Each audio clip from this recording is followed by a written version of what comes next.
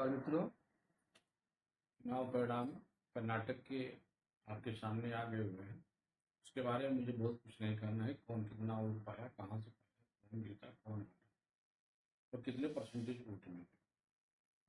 आज मैं कर्नाटक चुनाव की समीक्षा कर रहा हूँ कि इसमें भारतीय जनता पार्टी ने क्या हारा, क्या पाया, क्या खोया, और कांग्रेस ने के अति उत्साह में कहीं ऐसा तो नहीं है कि कोई बहुत भूल चूक कर रही है। तो इस चुनाव के परिणाम का सबक क्या है, चिंता और चिंतन क्या है दोनों पार्टियों के लिए, उसकी मैं आज इस वीडियो में समीक्षा करूँगा। सबसे पहले तो मैं ये बता दूं कि जो 2023 का जो चुनाव हुआ, भारतीय जनता पार्टी की सरकार थी और उन्हीं की लीडरशिप में ये चुनाव हुआ। और जो दो मुख्य कारण हैं मेरे समय से चुनाव हारने के, पहला कारण ये है कि इस बार भारतीय जनता पार्टी ने 71 विधायकों की सिटिंग जो विधायक थे उनके टिकट काटे, और उसमें बहुत ही नाराजगी थी जो है। इसलिए वो जहां जहां भी रहे वो भाजपा हराव में लगे रहे, चाहे कोई भी चुनाव जीता। और चाहे जब कोई भी चुनाव जीतने की जब बात आती है तो उसके अगेंस्ट में वो कांग्रेस ही ऐसी पार्टी थी जो भाजपा को हरा सकती थी। लिहाजा जो भारतीय जनता पार्टी के जो असंतुष्ट विधायक रहे, नेता रहे, जिनको टिकट नहीं मिला, वो जम करके कांग्रेस को साथ दिए। पहला पहला कारण। जो दूसरा कारण है और जो आम मीडिया में सब जगह चर्चा है कि इस बार जो है कर्नाटक में जो मुस्लिम वोट था वो जेडीएस को न जा करके, पहले होता था क्या कि डिस्ट्रीब्यूट होता था, जेडीएस में भी जाता था और कांग्रेस में जाता था। लेकिन इस बार जो है सारा का सारा वोट वो एक जगह शिफ्ट हो गया है, कांग्रेस में शिफ्ट हो गया है। और इसका कारण भी है, कारण ये है कि भारतीय जनता पार्टी के वोट परसेंटेज में कोई अंतर नहीं आया, 36% ही रहा। 0.3% का अंतर बस हुआ है। लेकिन जेडीएस का वोट परसेंटेज 18.3 से घट करके 13.3, करीब करीब 5% घट गया, और 5% के आसपास ही वो कांग्रेस का वोट बढ़ा है। तो ये इंडिकेशन जा रहा है कि जेडीएस से जो जो जुड़े हुए थे लोग, मुस्लिम मतदाता, उन्होंने एक निर्णय किया कि नहीं, इस बार हमको भारतीय जनता पार्टी को अगर हराना है, उनको सत्ता से बेदखल करनी है, तो हमें कांग्रेस को वोट देना है। ये दो मुख्य कारण थे। लेकिन ऐसा नहीं है कि यही से मुख्य मुद्दे थे, और भी कारण थे जो उसको हम गौर कर सकते हैं। जैसे कि अगर अभी ये चर्चा है कि लिंगायत वोट जो है वो भाजपा से नाराज हो गए, या वो कलिंगा जो है वो कांग्रेस के साथ चले गए। देखिए, वो कलिंगा या लिंगायत मोर आर लेस जो जहाँ जो 2018 में जहाँ था वो इस चुनाव में भी रहा। और जहाँ तक लिंगायत चुनाव, जैसे कि अभी हम चर्चा सुन रहे थे, कई कई चैनलों पे मैंने ये सुना कि लिंगायत वोट भी भारतीय जनता पार्टी को नहीं मिला। ऐसी बात नहीं है। अगर ऐसा होता तो 6 बार के विधायक आपके धारवाड़ रीजन से, जो भारतीय जनता पार्टी में कभी सीएम भी रह चुके हैं, और उनका नाम जगदीश शेट्टार जो थे, वो जब टिकट नहीं मिला तो वो कांग्रेस में चले गए, कांग्रेस ने उनको टिकट दिया। वो लिंगायत समुदाय से आते हैं, और वहां पे उनको हराने वाला भी लिंगायत था, और करीब करीब 1-2 हजार से नहीं, 35,000 से ज्यादा वोटों से उसने हराया जो है। ये कहना कि लिंगायत वोट जो है वो भाजपा को नहीं गया है, ये गलत है। जहाँ तक होकालिंगा जाति का समूह है, तो वो आज भी जो है वो जेडीएस के साथ जितना पहले था उतना उतना है। इसमें देखिए, जब जो स्टालवर्ट जो होते हैं, जैसे कि डी कुमार हो गए, सिद्धारमैया हो गए, मुंबई हो गए, ये लोग ये बड़े लीडर्स हैं, और इनके साथ इनके अपने कॉन्स्टिट्यूंसी में जीत हार के लिए कोई माने नहीं रखता है। हर जात धर्म सब के लोग जो है ऐसे लीडर्स को अपने क्षेत्र का प्रतिनिधित्व करते हैं। तो इसलिए किसी एक का, ऐसे नेताओं का एग्जाम्पल देकर के ये बता देना कि यहाँ पे सिद्धारमैया को यहाँ पे ज्यादा वोट मिल गया लिंगायतों का, लिहाजा लिंगायत यहाँ से शिफ्ट हो गए भाजपा से, ऐसा नहीं है। ये हमेशा की तरफ लिंगायत वोट जो भाजपा को गया है, वो कालिंगा वोट ज़्यादा से ज़्यादा वो जेडीएस को गया हुआ है। और कांग्रेस में इस बार के जो चुनाव हुए हैं, सबसे बड़ी अच्छी बात ये रही है कि उनके पास खड़गे खड़गे थे, कर्नाटक से थे, दलित थे, सिद्धारमैया थे, उर्बा जाति से थे, एक यह ओबीसी जाति है, डी शिवकुमार थे, वो कलिंगा से थे, और मुस्लिम कैंडिडेट, यानी कि सारे जो जातीय समीकरण है वो कांग्रेस के साथ एकदम फिट बैठ रहे थे। और इसलिए और दूसरी बात यह थी कि कांग्रेस के अंदर अंदरूनी लड़ाई इस बार सफिष्ट नहीं है। चाहे टिकट का बंटवारा हो, चाहे डी शिवकुमार सिद्धरामैया आपस की जो लड़ाई है वो सामने नहीं आई, लिहाजा कांग्रेस में एकजुटता दिखाई दी। और भारतीय जनता पार्टी में ठीक इसके जो है उलट हो गया जो है। जब जब येदियुरप्पा को आगे फ्रंट पन्ना करके के और किसी सीएम को इम्पोर्ट नहीं किया गया, मुंबई को भी उतना महत्व नहीं दिया गया, लिहाजा लीडरशिप जो है वो केवल मोदी मोदी पे फोकस हो गया। और वहाँ का जो लीडर है वो लीडरशिप जो है वो खत्म हो गई। इसलिए लोगों के मन में वो उत्साह भी नहीं रहा। और ये जो 71 जो विधायक जो नाराज विधायक थे, इन्होंने सारा का सारा खेल बिगाड़ दिया।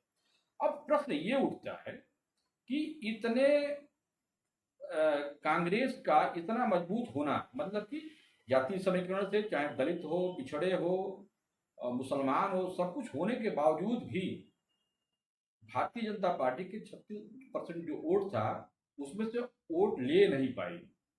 और भारतीय जनता पार्टी का इतना खराब होने के बाद, मतलब कि उसके सारे 70-72 विधायक उसका विरोध कर रहे थे, पार्टी के अंदर जो है वो लीडरशिप नहीं थी, इनकम्बेंसी थी, सरकार के खिलाफ था, करप्शन का चार्जेस था, इसके बावजूद भी अपना वो वोट परसेंटेज बचा ले गई।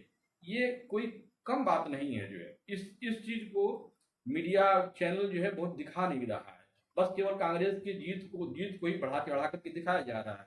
और यही मैं आपको बताने जा रहा हूँ कि यही चिंता और चिंतन दोनों पार्टियों के लिए जरूरी है। 2024 में 24 की तैयारी इस चुनाव में भाजपा ने कर इसलिए ली है कि हमेशा भारतीय जनता पार्टी अपना यंग कैडर बनाती है, और जो ये 71 जो नए विधायक हैं ये इनकी ऋण बनेगी।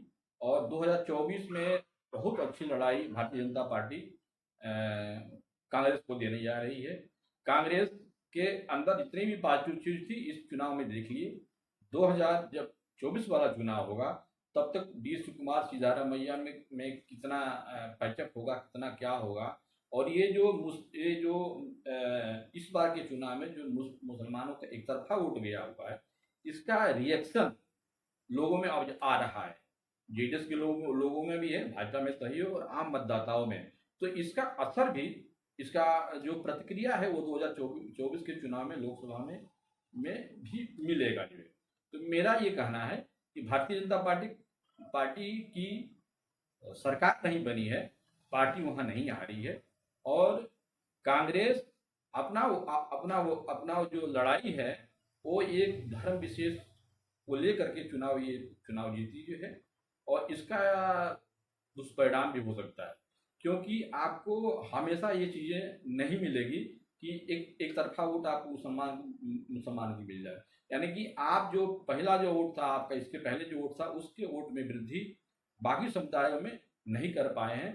जीत आपकी सिर्फ इसलिए हो गई है कि मुसलमानों का जो वोट जेडीएस को जाता था वो सारा का सारा।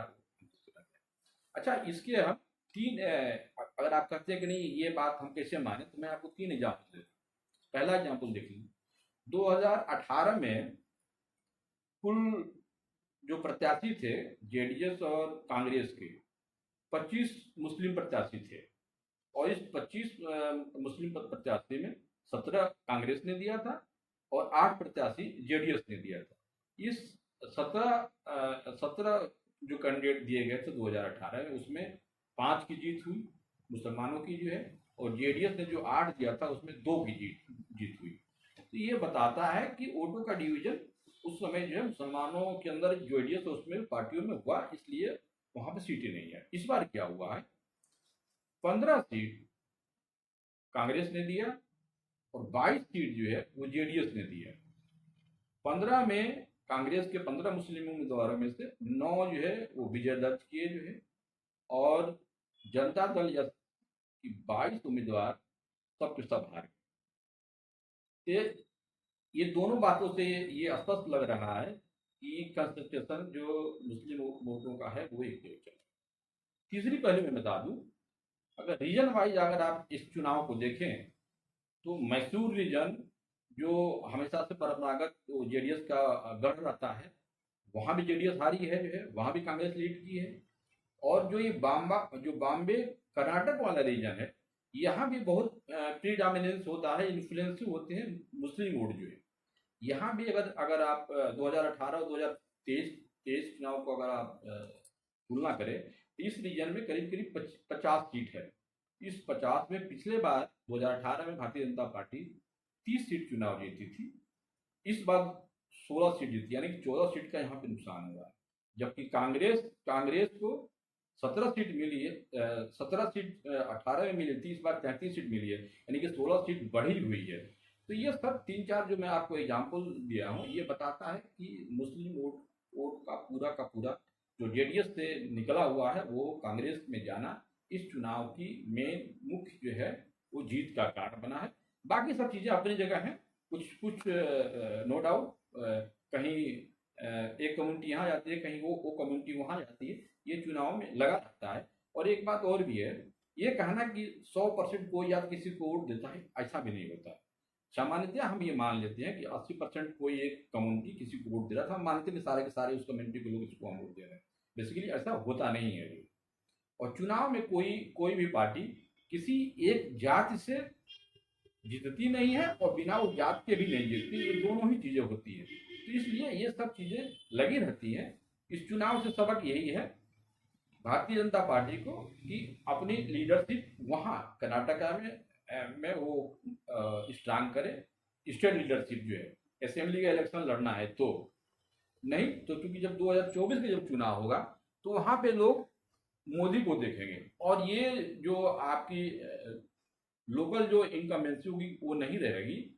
और मुझे पूरा विश्वास है कि 2024 का जो चुनाव जो परिणाम आएगा एकदम इससे डिफरेंट आएगा जो। और वैसे भी लोग लोकसभा में मोदी मोदी का परसेंटेज स्टेट में 5%, 6% ऐसे भी बढ़ता है।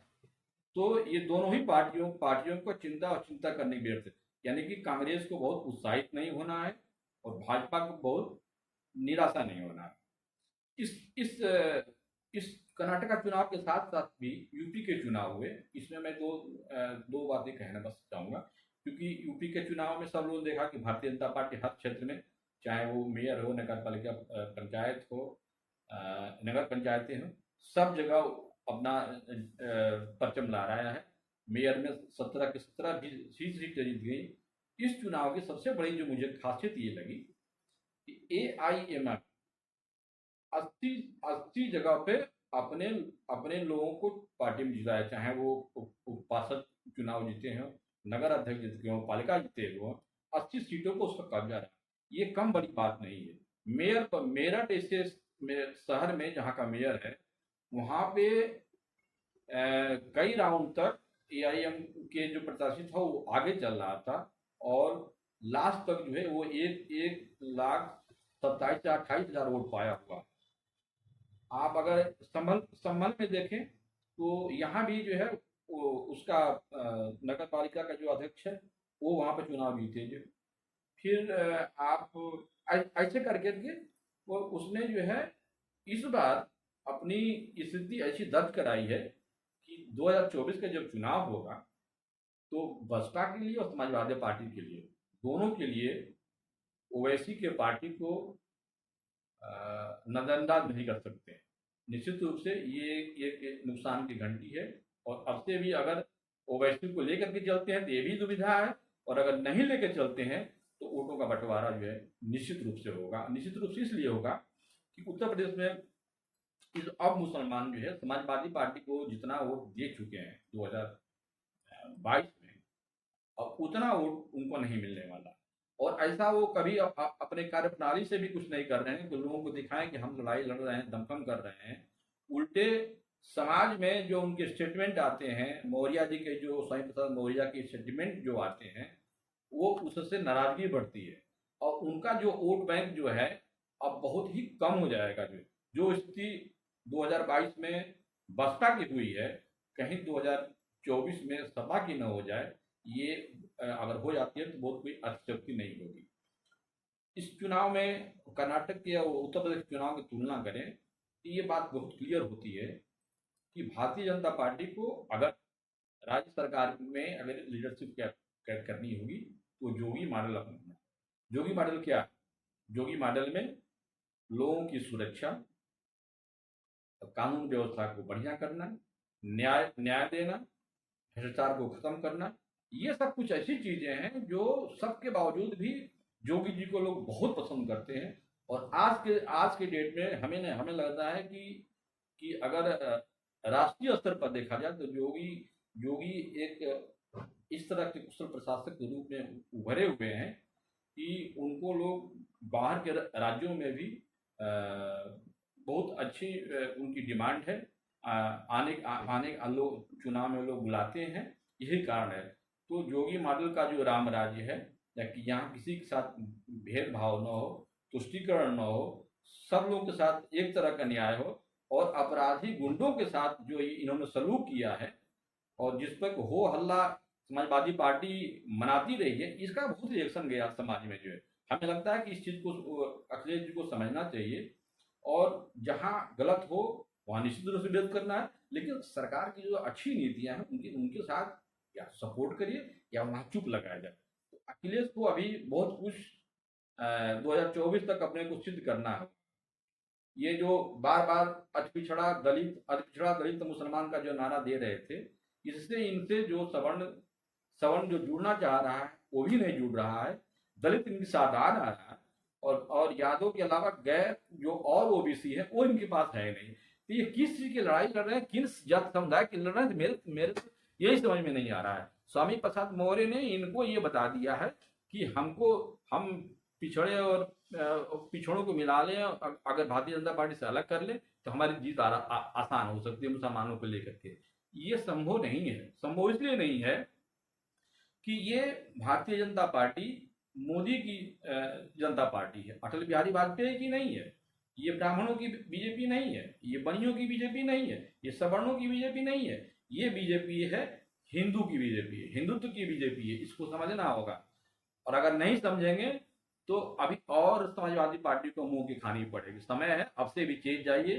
सारे लोग का कहीं ना कहीं मन जो है वो खिंचता है कभी कभी जो है भारतीय जनता पार्टी से। आखिर वो लोग जाए कहाँ? जिनको जाना है उनको आप बैरियर बना दिए, उनको रोक दिए कि हमको इनका वोट ही नहीं चाहिए। जाति विशेष का नाम लेते हैं, मुख्यमंत्री का नाम लेते हैं। इन चीजों को अखिलेश को एवॉइड करना चाहिए। अभी भी समय है। एक जो जनमानस की जितनी भी समस्याएं हैं, बिजली, पानी, सड़क, भ्रष्टाचार, बहुत सी चीजें हैं, रोजगार, इस पर लड़ाई लड़े जो है। और ये जाति का अगड़ा पिछड़ा हिंदू मुसलमान, इस पे अखिलेश को चर्चा कम करनी चाहिए। ये मेरा हम सुझाव देने वाले नहीं है, लेकिन कभी कभी ऐसा लगता है कि अखिलेश जब 2012 में आए थे तो उनकी एक छवि बहुत अच्छी ढंग से निकली थी। ये वही अखिलेश थे जब चाहे वो डीपी यादव हो, अतीक अहमद हो, मुख्तार अंसारी, इन लोगों को अपने मन पर नहीं बैठने देते थे। लेकिन वो 2017 के बाद ऐसा क्या बदलाव आ गया कि सारे के सारे जो चीजें जितनी खराब चीजें थी सब इन्होंने अपने में समाहित कर लिया। आज जरूरत है अखिलेश को इन सब चीजों को हटा करके 2012 वाले अखिलेश बनने की। निश्चित रूप से आम पब्लिक, आम जनता एक समय ऐसा आएगा कि आपकी तरफ झुकेगी और आपकी तरफ जाएगी।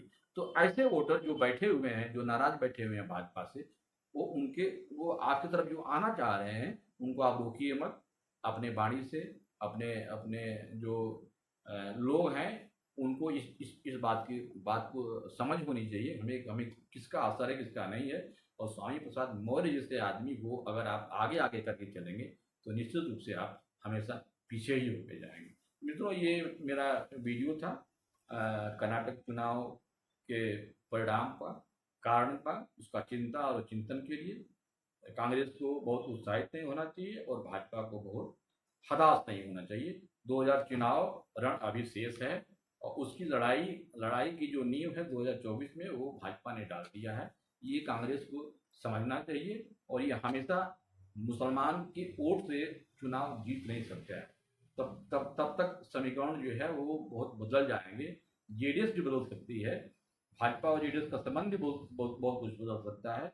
और धरातल पे एक एक साल में और भी सामाजिक संतुलन जो है इधर से उधर हो सकती है। तो ये मेरा वीडियो कैसा लगा? अच्छा लगे तो मेरे वीडियो को जो है शेयर कीजिए और चैनल को सब्सक्राइब कीजिए। नमस्कार।